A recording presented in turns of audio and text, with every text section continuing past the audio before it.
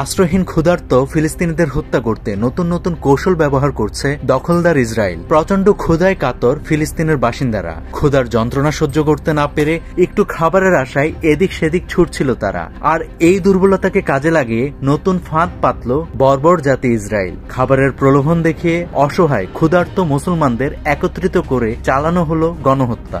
অসহায় ফিলিস্তিনিরা চেয়েছিল শুধু এক মুঠো খাবার, কিন্তু বিনিময়ে পেল গোলা বারুদের আঘাতে মৃত্যু।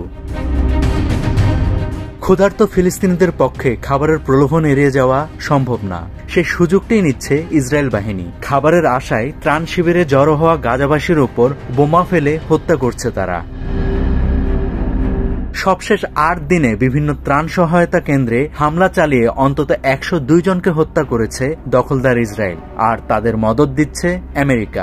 মঙ্গলবার রাফা শহরে যুক্তরাষ্ট্র ও ইসরায়েল পরিচালিত সহায়তা সংস্থা GHF এ হামলা চালায় তারা। সেখানে 27 ফিলিস্তিনি নিহত হন। গাজার বেসামরিক সুরক্ষা দপ্তরের মুখপাত্র মাহমুদ বাসাল বলেন, রাফার আল আলম এলাকায় মার্কিন প্রতিষ্ঠান থেকে ত্রাণ পেতে আসা বেসামরিক মানুষদের উপর অমানবিক হামলা চালানো হয়েছে। মাহমুদ আরও যোগ করেন, ইসরায়েলি বাহিনী ট্যাঙ্ক ও ড্রোন ব্যবহার করে এলোপাতাড়ি গুলি চালিয়েছে। এতে ব্যাপক হতাহতের ঘটনা ঘটেছে। এর আগে রোববার একই স্থানে হামলায় 31 জন নিহত ও 176 জন আহত হয়েছিল, যদিও ইসরায়েল সে হামলার দায় স্বীকার করেনি।